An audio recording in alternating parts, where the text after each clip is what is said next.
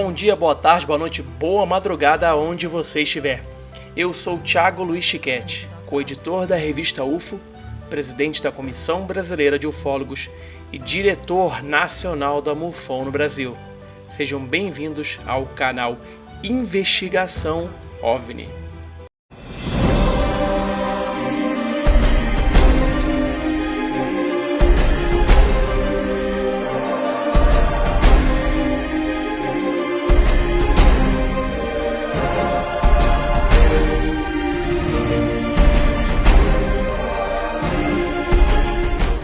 E a nossa entrevista de hoje, inédita e exclusiva, é com Brien Foerster, norte-americano, mas que cresceu no Canadá, morou no Havaí e hoje reside no Peru.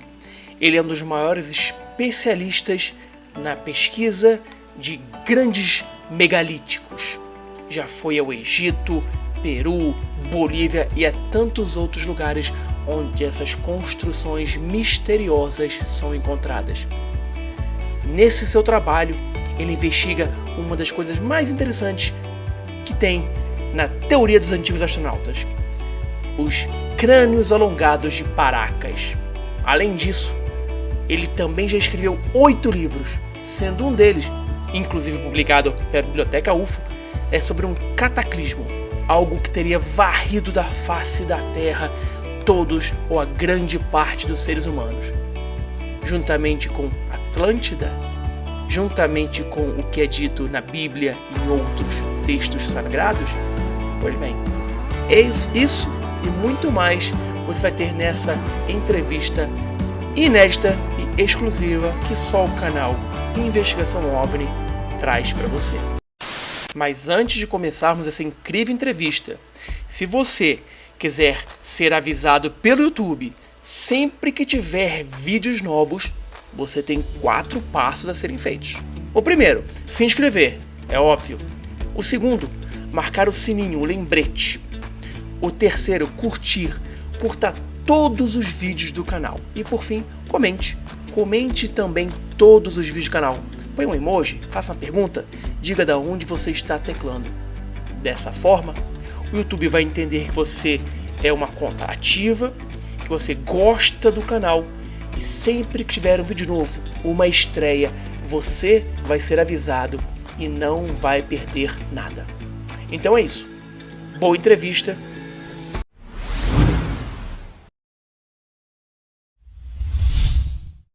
Hi Brien, thank you very much for accept my invitation.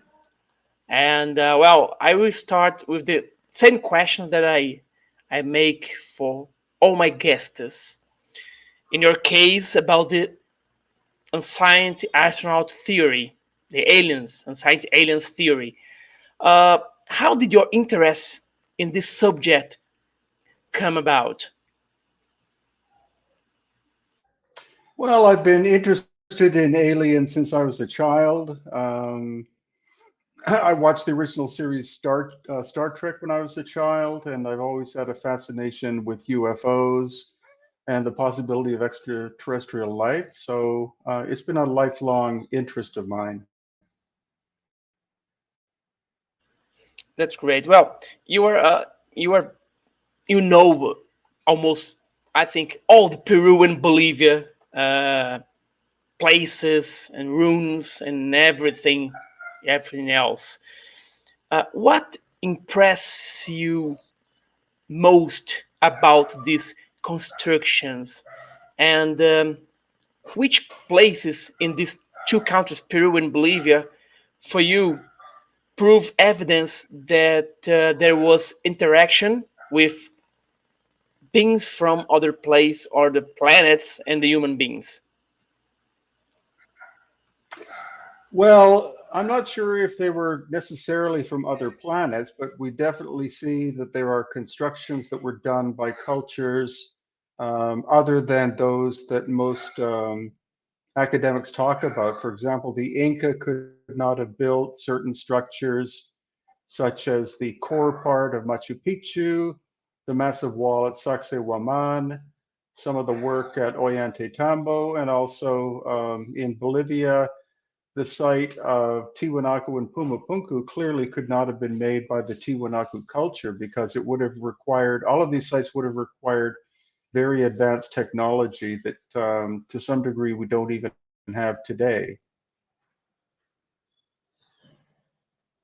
And this, your answer led me to another question because I've been in Sacsayhuaman and I've been in Machu Picchu and in Peru, and I tried to put a paper between the stones.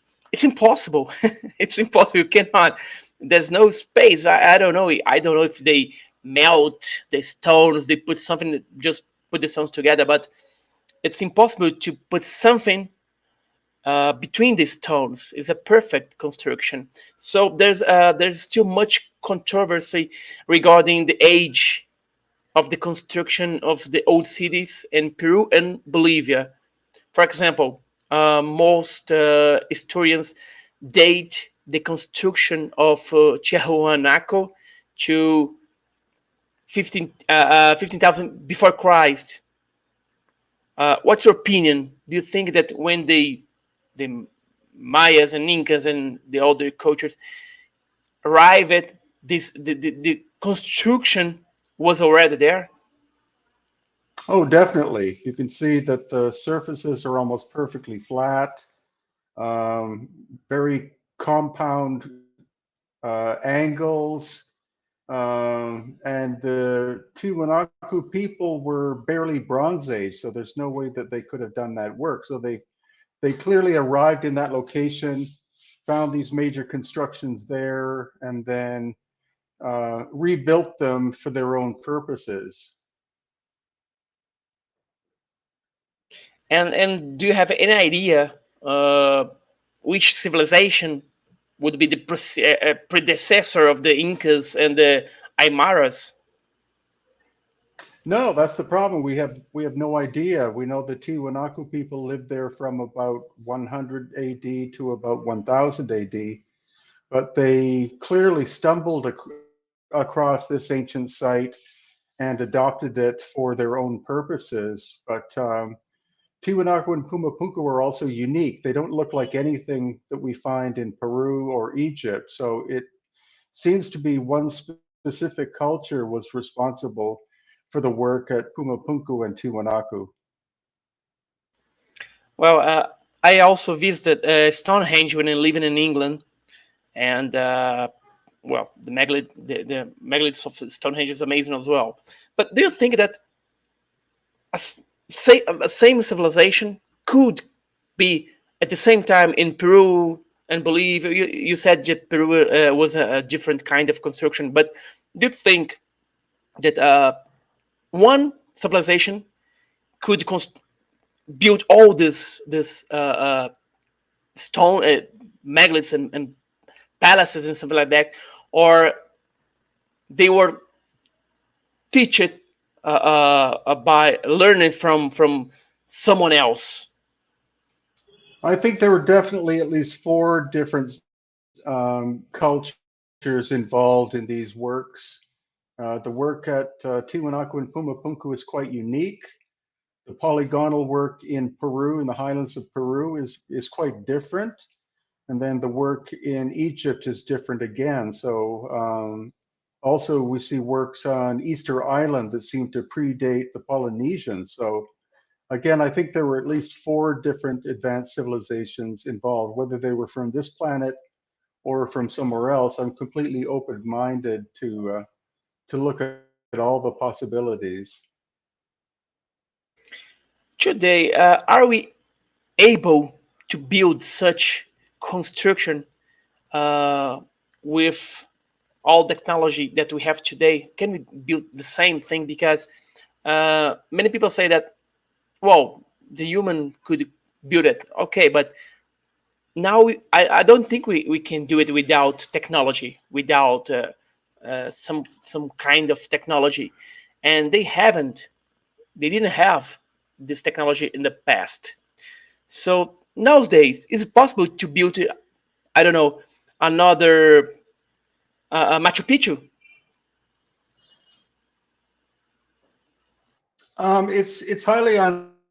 Unlikely. I think all of the works that we're talking about in Peru and Bolivia and also Egypt would require technology beyond our present capabilities. So the Great Pyramid possibly we could build, but it would uh, cause cost so much money and involve so much labor that it wouldn't be a practical project for anyone to undertake.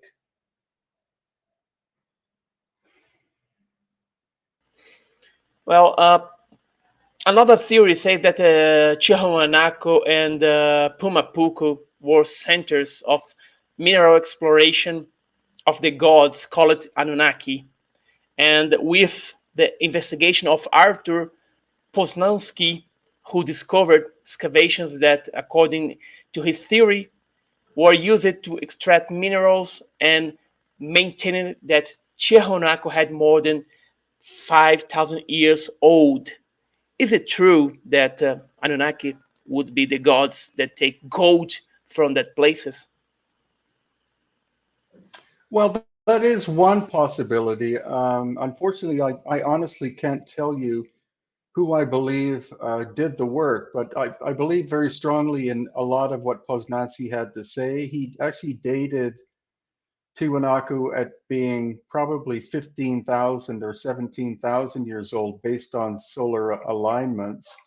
And his idea that it was used for extracting or processing metals does make sense because that whole area of Bolivia is very rich in gold and silver and tin and copper and other useful metals. And we do see possible evidence that it was being used as a metal processing center. Well, in your opinion, Brian, it's so why it's so difficult for the conventional historian or an academic to accept this kind of theory that, well, to accept that they may they be wrong with all we know so far from now, because we have a lot of mysteries in our planet. We have many things that we cannot explain. Why they can't at least think that this theory could be true?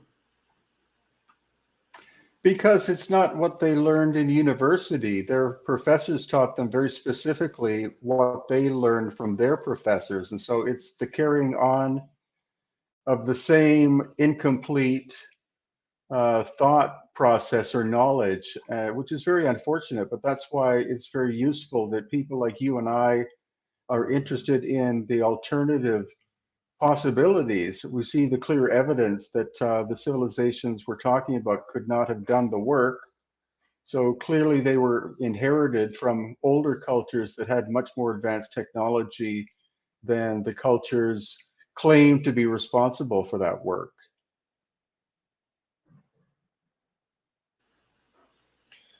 Well, you participate in several episodes of the series Aliens, Unsighted Aliens.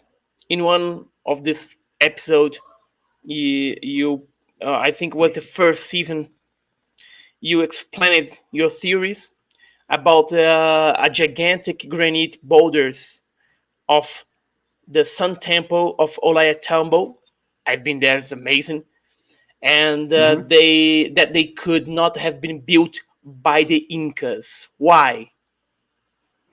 Well, surely because of the size of the stones, there are six giant stones in a row that weigh on average between 60 and 70 tons. And also, the quarry is across the valley on top of a mountain. So, the idea that the Inca would be transporting rough blocks of stones, say 80 to 100 tons, and then bringing them onto the site of Ollantaytambo and then shaping them and putting them into place perfectly is technically impossible. So the interesting thing about Ollantaytambo is that the megalithic work is on top, whereas at most other locations, the megalithic work is at the bottom, and then the Inca built on top of it. But in the case of Ollantaytambo, it's the complete opposite. The Inca built around the giant blocks and staircases and terraces going up to the blocks. So that makes it a very somewhat unique site. Yeah, and one of the most intriguing subjects when we talk about this science astronauts and science aliens theory is the elongated skulls. You have been researching this subject since 2014, the schools of Paracas. What make these schools different from those already found? Because we found in Mexico, if I'm not wrong, this elegant schools, and would they be proof that they are from not human beings? Well, what we know is the original Paracas were not native to the area. Their DNA matches up with other elongated skulls that have been found around the Black Sea and Caspian Sea. So they were not indigenous Peruvians. Also, they were there are different morphological differences of these skulls compared to normal human skulls that show that they were at a minimum a subspecies of human. They were not Homo sapiens sapiens. They could have been Homo sapiens paracus or possibly even Homo paracus. And I do entertain the possibility that their ancestry, in fact, is not from this planet at all. It's also a subject that academics don't want to look at all. They've actually stopped me from doing more DNA testing because they simply state that all of the DNA that was extracted was contaminated, which is not the case at all. We got some very good results from 20 different skulls. Um, and so I'm kind of on my own in terms of studying that subject at the moment. Do you think when you have these results of this DNA analysis, do you think that this could this this could change our history, our past history?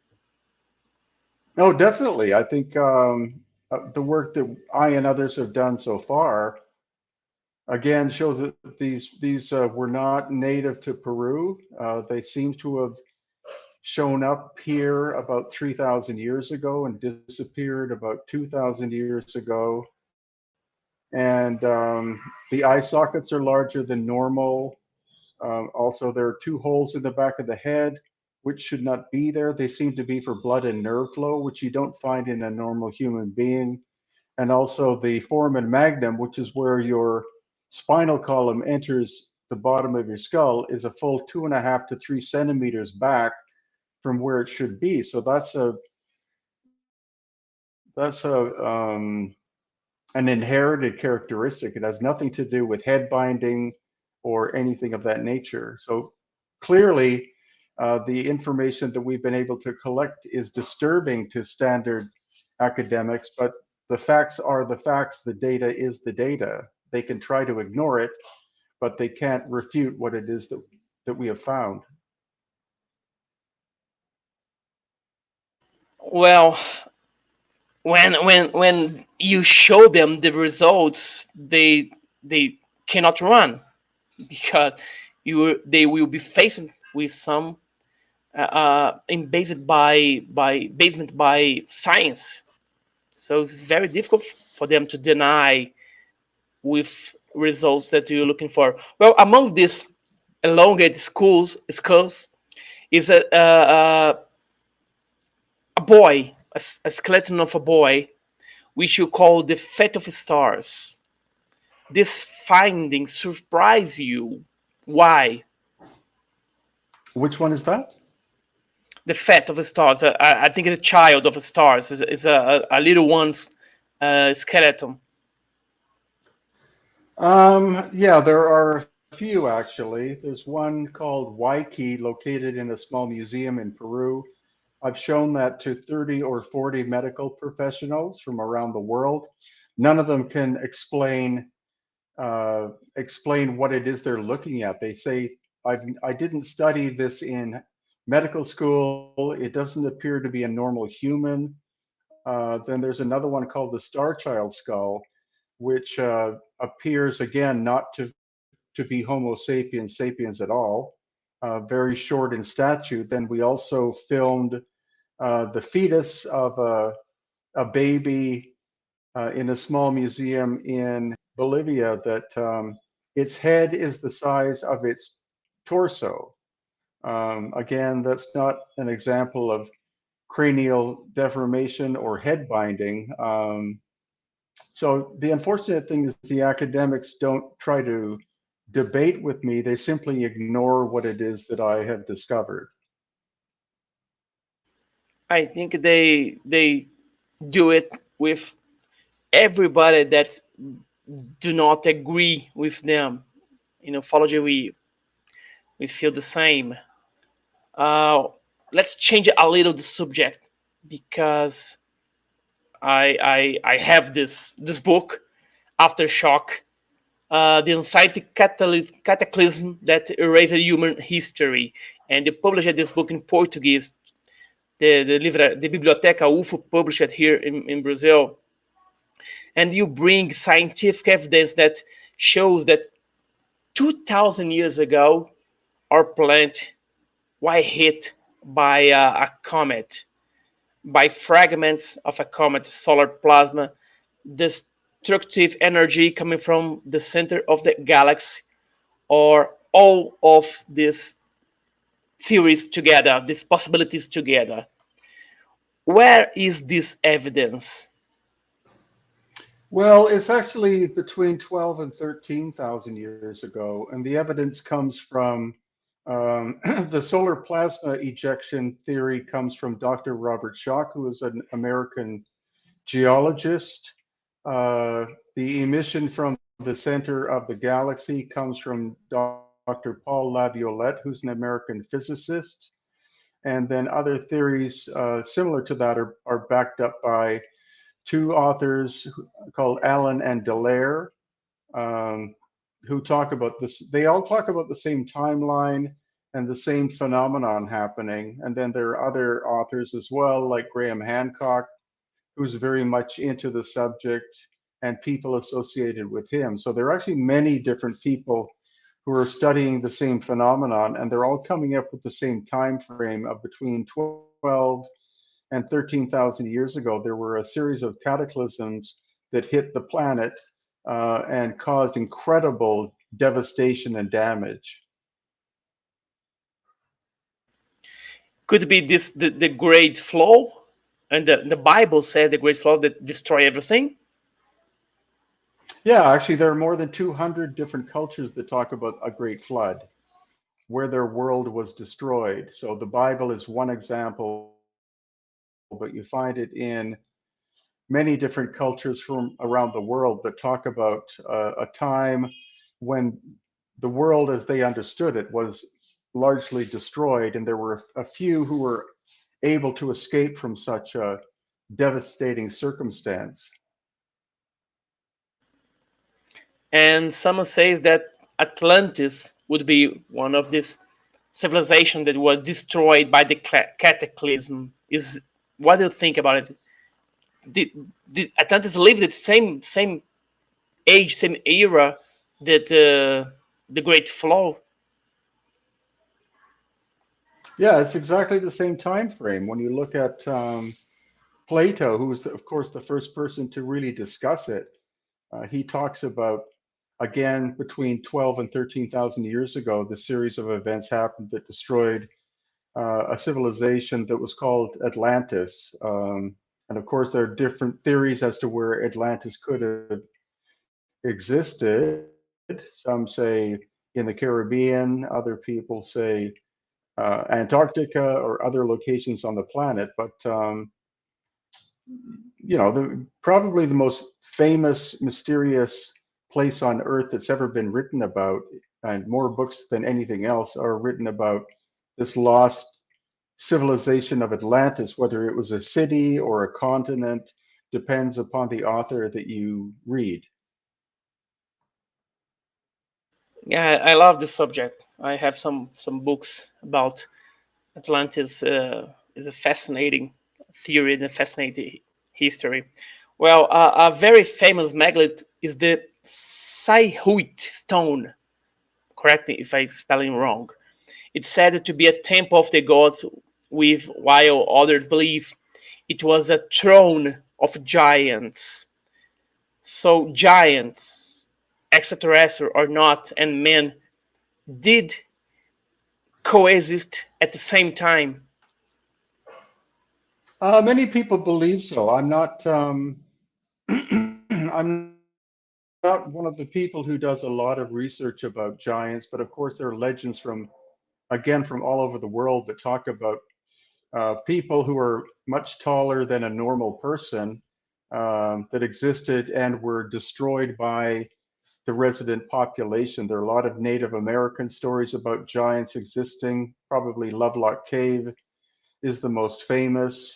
There's stories about the so-called mound builders in the United States who built these massive earthworks that were not claimed to have been built by the Native American people. Of course, you have in the Bible Goliath, you have the Nephilim, and almost every culture, I think, that you can think of talks about giants existing in the distant past or even up until relatively recently. Well, very good, Brian. Another fascinating place full of mysteries is Lebanon. Uh, what Mhm. makes this country so special to the scientific astronauts' theories? Well, it's mainly the location called Baalbek. Baalbek is there's a quarry, and then about 1 to 1.5 kilometers away is the site of the complex of Baalbek itself. And so in the quarry, you have one stone that weighs approximately 1,200 tons that was never moved. It was never completely finished. Right next to it, there's another stone that has recently been excavated that weighs 1,600 tons that's still attached to the bedrock. And then in the complex of Baalbek itself, you have three stones which are called the trilithon. Each of them weigh about 1,000 tons apiece. And then there are also a lot of other big stones weighing in the region of 600 to 800 tons.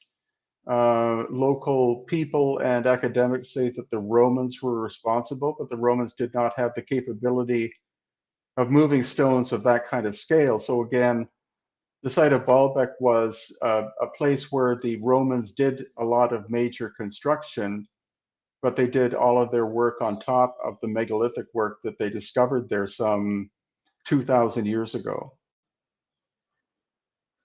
So, in Lebanon, are we facing, I don't know, a highly advanced technology and scientific technology? Because uh, in our culture, we pass our knowledge to our son, and we pass to your the father pass to the son, the son to their sons. In some point, if this construction were made by human beings, in some point they lost this knowledge, and I think it's quite impossible to lost how to build a pyramid, how to build, Machu Picchu. In some part they lost it. So if they lost, why they lost? And if they not lost this knowledge, they were helped by someone. What do you think about it? We lost this, I don't know, this technology to melt stones to put them together without space between them, or someone came here, built built that things, and left. Both are, excuse me, both are strong possibilities. It also appears that Baalbek was never completed, so something interrupted the process. And again, I think that was between 12 and 1,000 years ago when this major disturbance happened. You have the same thing in Egypt, where you have a lot of works such as the unfinished obelisk at Aswan that would have weighed 1,200 tons that was suddenly interrupted and was never completed. Um, you have the contrast, as you've seen yourself in Peru, where the very center part of Machu Picchu is of a megalithic construction where all of the stones fit very tightly together, and then around it are much more inferior works done clearly by the Inca. So the basic story, again, that we're looking at is all these sites were discovered by the cultures that we know about, the Inca, the dynastic Egyptians, etc. And they did construction there, but they didn't start the construction from nothing. They discovered something and decided that these were important locations in order to build works of their own. You live in Maui, in Hawaii. If I'm not wrong, I don't know if in Hawaii there's some megaliths. There's some construction, site construction in Hawaii. Yeah, on a small level, there are some works, stone works in Hawaii that academics can't properly explain. There are also locations in Tahiti and the island of Tonga. Supposedly, there are the remains of pyramids in the area of Tahiti that were demolished, likely after the Europeans arrived because they weren't deemed as being important. So yeah, I have seen some small megalithic works in Hawaii, but nothing of the nature that we see in places like Peru or Egypt. And why we don't have this kind of beauties in United States? Because I think we have in Europe, we have in England, we have in Asia, we have in South America and Latin America, but I'm not familiar if we have this kind of construction in the United States. Do we have it? No, there are earthworks, like are mounds and things like that, but they're more recent. 13,000 years ago, the United States and Canada were covered by 1 to 2 kilometers, maybe even 3 kilometers of ice. And so it wasn't until the ice melted that these areas were habitable, whereas in places in South America and also Egypt and other locations, they never had these major ice sheets on top of them. So that's why we can go back further than 13,000 years and say that these constructions could very well be that old, as well as there's a site called Petra in Jordan, which again is of a megalithic nature cut into the bedrock. It's a site that's 12 kilometers long, very phenomenal to look at. Some sites in Greece appear to be much older than the Greek civilization. There are sites in Japan that don't appear uh, to have been made by the Japanese as we know them, and on and on we go. There are many locations around the world that were ice free at that time that appear to be much older than what academics want to understand. And do you think that they're gonna change their minds? I know that you are doing something to this happen, but do you think they some some way they're gonna you know uh, uh, understand that maybe our history is not wrong, but half half wrong, something like that? No, I think so. Well, the good thing is that the younger academics and guides and people are much more open to the possibilities. Every time I go to, excuse me, Machu Picchu, for example, some of the guides come up to me and say that they've watched my videos and they have a much more profound understanding of the complexity of Machu Picchu than what they had before. So I think that's the good news and the promise is that younger people have much more open minds than those who are older and have been indoctrinated into a very tight history of the planet. So I think in the future, many more people will wake up to the fact that our history, as taught to us, has been incomplete. And that's what I'm looking forward. That's my main function, is to open people's eyes to look at the possibilities of a much more complex history than what we've been taught. Well, for the most part of people, this theory, the alien theory, began with Eric von Däniken, and Mhm. he is very criticized by that. And I know him. I spoke with him. You know that a couple of times, and I asked him, well, all you write in your book, do you really believe it?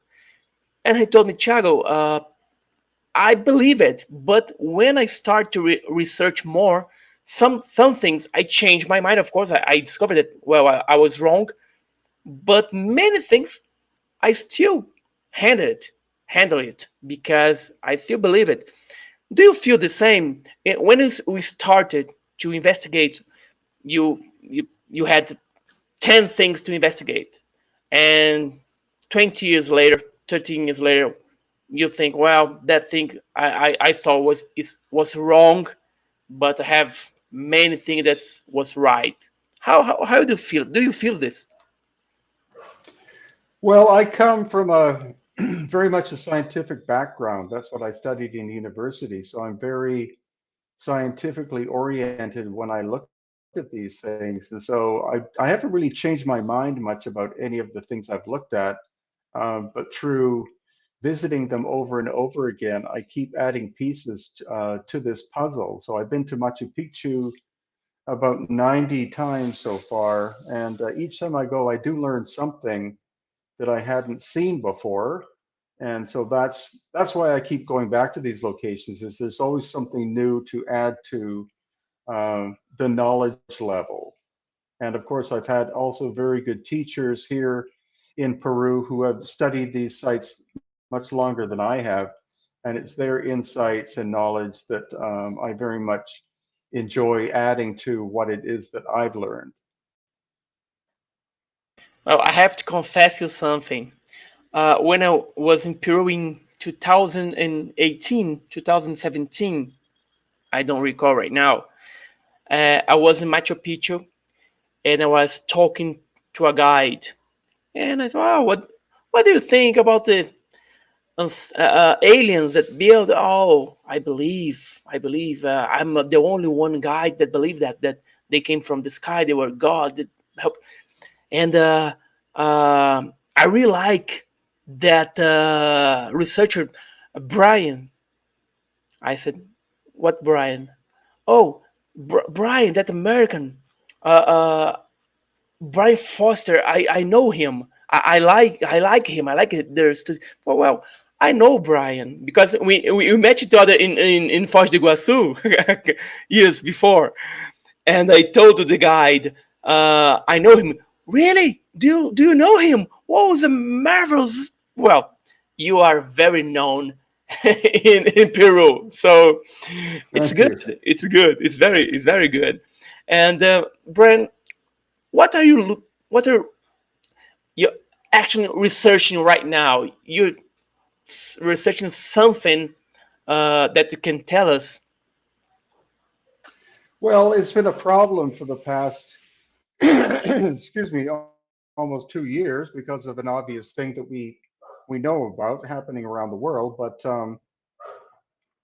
I recently just came back from Egypt. It was my ninth trip, and I was allowed to go into or underneath what's called the Step Pyramid at Saqqara and film there. And what we found was there's an underground complex that existed there before the construction of the Step Pyramid on top of it. So that's quite new. That's only been open for maybe 2 years.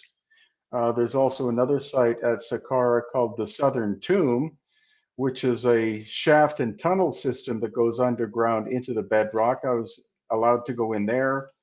and film, as well as another location called the Osirion at Abydos, and that's an underground complex that was built on purpose underground, and it's a very vast. Uh, it's quite a big tunnel system. I was able to film it a little bit a year and a half ago, but this time we were given 2 hours. So that's something that will be coming up on my YouTube channel to show to everyone. Um, so those are the main things. We of course went to the Great Pyramid and the Sphinx and all those other places, but those are the ones I just mentioned are ones that were quite newly opened up to the public, and so that's what makes me want to keep going back to Egypt as long as they continue to open sites that previously were not allowed to be looked at by the general public. That's great. I will leave all the links for your social medias in the description of this video. Uh, Brent, to finally to finish our interview is a question. It's a deep question. How skulls, megaliths, and anxiety technology are rewriting the history? Um, well, it's just that I and others have been cataloging what we look at and what we're studying. The skulls, again, clearly appear to originally not have been Homo sapiens sapiens or part of evolution as we know of, because they appear 3,000 years ago. Evolution takes hundreds of thousands, if not millions of years, and so for a different life form like that to suddenly appear in two locations on the planet is, of course, very curious. I am open to the idea that they are descended from extraterrestrials. And then with the megalithic sites, I think we've discussed quite clearly that they could not have been made by the cultures attributed to them. So again, I'm open to the idea that that the ancient people were either taught by extraterrestrials or that the extraterrestrials in fact came here, did that construction, and then left for us to inherit them. Um, yeah, that's honestly what I have to say about that subject. Yeah, this thing is gonna change everything, everything. And then people like us that sometimes I call it stupid loonies, they will see that we were right, correct? So, my friend, I would like thank you very much Yeah, for your yeah. time. Oh, okay, go on, go on. Uh, no, my pleasure. I just want to say I'm very happy that you are interviewing me from Brazil because I've had the pleasure to be in Brazil 3 times at different conferences with AJ Javard and many others. And I know that Brazilians are very curious people, very open minded to the idea of aliens, lost ancient high technology, lost civilizations. And so it's always an honor to speak with someone interviewing me from Brazil, and I hope that we can do it again. Sure, sure, and I hope you come back to Brazil soon because we met together 2 times, 3 times here in Brazil. We had Hmm. together in the Unsighted Aliens in São Paulo and in Foz do Iguaçu as well. And as Hmm. you said, the Brazilian love the subject. And I will leave the link here as well for the Biblioteca Rufo about your book, The Cataclysm. Uh, we have it in Portuguese, so the people here in Brazil will love it. So, my friend, thank you very much for your time, and I hope we can meet in person soon because it's almost 2 years without any contact with anybody. We don't have congress in events, nothing, symposium, nothing. But I think we're gonna in 2026 in 2022 we will be fine to do this again. So thank you, Brien, again for your time. Well, my pleasure. I hope that AJ will invite me again because he's an absolutely wonderful conference organizer, a very intelligent, kind man. And so I think, or I'm hoping that in 2022, a lot of these possibilities of conferences will open up again, at least in certain parts of the world. I know Peru is doing very well in terms of the whatever you want to call this disturbing situation. Peru's doing very well. I know Brazil was doing very badly, but is improving greatly. And so South America is doing quite, some parts of the world are not doing well, but South America seems to be doing quite well. And so hopefully we'll be able to meet again together in person next year. I very much look forward to that possibility. That's it. I hope so. I hope so, my friend. So thank you very much, Brien. My pleasure. Anytime. Bom, pessoal, é isso. Espero que vocês tenham gostado dessa entrevista. Muita coisa. Eu acho que deixou mais dúvidas do que certezas para todos nós. Mas são teorias e são trabalhos de um especialista, de alguém capacitado para isso. Espero que vocês tenham gostado e nos vemos numa próxima entrevista. Um abraço e até a próxima.